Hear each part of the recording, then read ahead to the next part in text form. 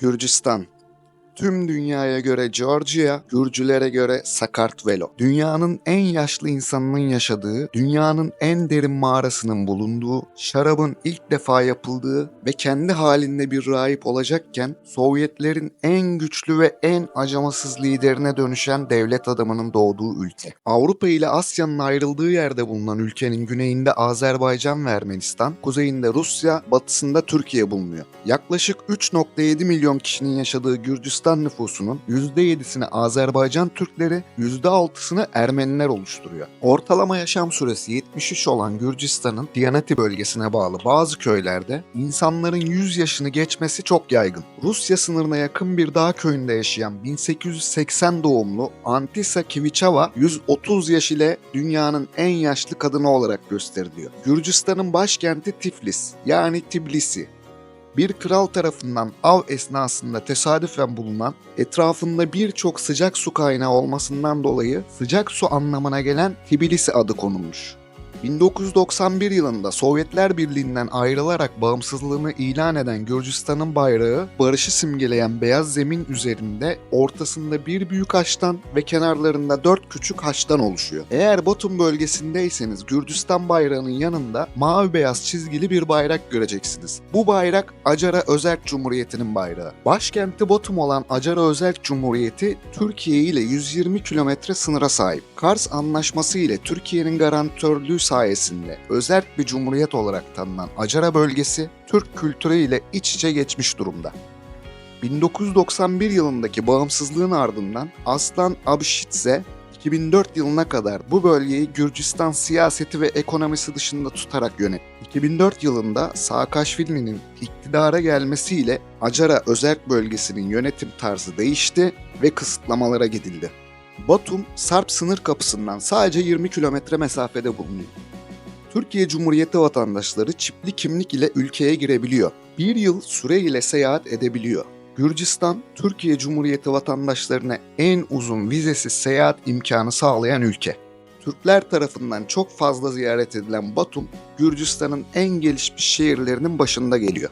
Gürcistan'ın Las Vegas'ı olarak bilinen Batum'da Piazza Meydanı, Alfabe Kulesi, Batum Bulvarı, astronomik saat ve Azerbaycanlı Ali ile Gürcü kızı Nino'nun imkansız aşkını anlatan Ali Nino heykeli gibi görülmesi gereken yerler bulunuyor. Gürcistan resmi para birimi Lari. Gürcistan'da Lari ile Türk lirası değiştirilebiliyor. 1 euro 3 lariye denk geliyor. Gürcistan'da konaklama Türkiye'ye göre daha ucuz. Ev fiyatlarının da Türkiye'den ucuz olduğunu söylemek mümkün. Batum şehrinde stüdyo dairelerin aylık kirası $240'dan başlıyor. 2+1 ev kiraları ise $300'dan başlıyor. Ev almak isterseniz stüdyo daire fiyatları $33.000'dan başlıyor. 2+1 bir eve sahip olmak isterseniz başlangıç fiyatı $41.000. Gürcistan'da değeri $100.000 ve üzerinde olan bir ev alırsanız 5 sene süreyle oturum hakkı elde ediyorsunuz. 5 senenin sonunda 5 sene daha oturum alarak ve toplamda 10 sene ikamet süresini doldurarak Gürcistan vatandaşlık başvurusu yapılabiliyor. Fakat Gürcistan nadir durumlar hariç olmak üzere çifte vatandaşlığa müsaade etmiyor. O nedenle Gürcistan vatandaşlığı için kendi vatandaşlığınızdan vazgeçmeniz gerekiyor. Vatandaşlık denildiğinde ilk akla gelen konulardan birisi de Avrupa Birliği. Gürcistan 2023 yılında aday ülke statüsüne alındı. 2017 yılından bu yana Gürcistan vatandaşları Avrupa Birliği'ne üye ülkelere 90 gün süreyle vizesiz şekilde seyahat edebiliyor. Birçok Türk Gürcistan'a yerleşmiş durumda. Bu nedenle çok sayıda Türk restoranı bulunuyor. O yüzden Türk yemeklerini bulmakta zorluk yaşanmıyor. Türk restoranına gitmeseniz bile Gürcistan yemekleri Türk yemeklerine oldukça yakın. Gürcüler supra dedikleri sofraları kurmayı çok seviyorlar. Ve bu kültürlerinin önemli bir parçası. Çeşitli ve zengin yiyeceklerden oluşan sofraların olmazsa olmazı ise şarap. Kurulan bu sofraları kendi aralarından seçtikleri, şarap içmeye dayanıklı ve söz söylemeyi bilen bir kişi yönetiyor. Tamaada adını verdikleri bu kişi yemeğe başlamadan başlanmıyor, tamaada şarabını içmedikçe kimse şarap içmiyor. Tamaada kadehini kaldırıyor, dualarını ediyor, sözlerini söylüyor ve yemeğe başlanıyor. Şarap, Gürcü kültüründe önemli bir yer tutuyor. Dünya üzerinde şarap yapımı ile ilgili en eski izlere Gürcistan'da rastlandı. Gürcistan topraklarında 8000 yıl öncesine ait yani M.Ö. 6000 yılına dayanan bulgulara rastlandı. Bu duruma göre dünya üzerinde ilk şarap Gürcistan topraklarında üretildi. Tarım ve hayvancılığın en önemli gelir kaynaklarından olduğu Gürcistan'da hizmet sektörü de önemli bir yer tutuyor. Fakat hizmet sektörünün gelişmiş olduğunu söylemek mümkün değil. Hizmet sektöründe çalışanlar size soğuk, sert davranabilirler.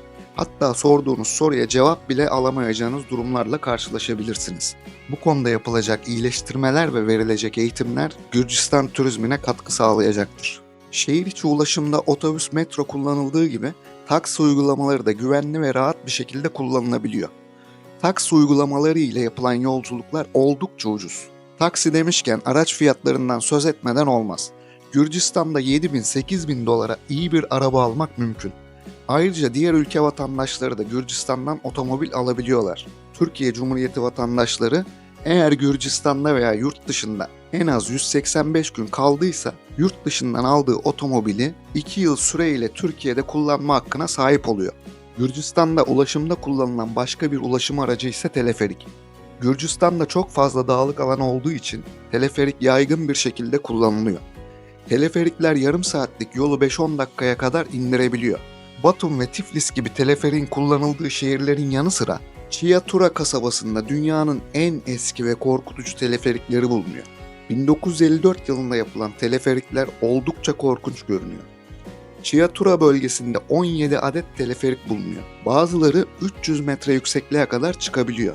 Teleferikler son dönemlerde meraklı gezginler tarafından korku teleferiği olarak ziyaret ediliyor. Chiatura'nın tek özelliği de bu değil. 40 metre yükseklikteki bir kayanın üzerine inşa edilmiş olan bir manastır var. Keşişlerin inziva yeri olarak kullanılan manastıra merdivenle çıkılabiliyor. Bir keşişin 20 yıl boyunca hiç aşağıya inmeden burada yaşadığı söyleniyor. Teleferiğin kullanıldığı yerlerden başka birisi de Tiflis'teki Gürcühan heykeli. Tiflis'e gelenleri Gürcühan heykeli karşılıyor. Tiflis'e gelen misafirler için bir elinde şarap kasesi tutuyor. Kötü niyetle gelenler için ise diğer elinde kılıç tutuyor. Kura Nehri kıyısında kurulmuş olan başkent Tiflis'te Özgürlük Meydanı, Rustaveli Caddesi, Eskişehir bölgesi ve Kukla Tiyatrosu önündeki Saat Kulesi görülmesi gereken yerlerden. Kukla Tiyatrosu'nun kurucusu tek düze ve ruhsuz yapılaşmaya karşı böyle bir saat kulesi inşa etmiş. Ayrıca dünyanın çalışan en küçük saati de bu saat kulesinin altında bulunuyor. Tiflis'in bit pazarlarını da unutmamak lazım. Tiflis'in bit pazarlarında adeta dünyanın yakın tarihine dokunuyorsunuz. 1940'lardan 50'lerden kalma birçok eşyayı bulmak mümkün. Özellikle Sovyet döneminden kalma birçok kıyafet, eşya, madalya görüyor ve dokunabiliyorsunuz. Sovyet dönemi demişken Gürcistan 1921 yılından 1991 yılına kadar 70 sene boyunca Sovyet rejimi tarafından yönetildi. Ama Sovyetler Birliği Gürcistan doğumlu bir Gürcü olan Stalin tarafından 26 sene boyunca yönetildi.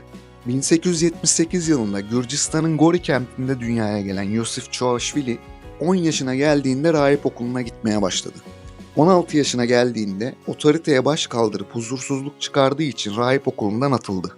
1903 yılında Bolşeviklere katılan Yosif, 1927 yılında Sovyetlerin lideri oldu. Çelik anlamına gelen Stalin adını aldı. Gori kentinde bulunan doğduğu ev müze haline getirildi. Sovyet döneminin ardından bağımsızlığını ilan eden Gürcistan'da birçok siyasi olay yaşandı. Bunların ilki Abazya'nın ayrılıkçı hareketleri ve Abazya'nın tek taraflı bağımsızlık ilan etmesiydi. Diğer bir ayrılıkçı bölge olan Güney Osetya'da yaşanan olayların ardından tek taraflı bağımsızlık ilan etti.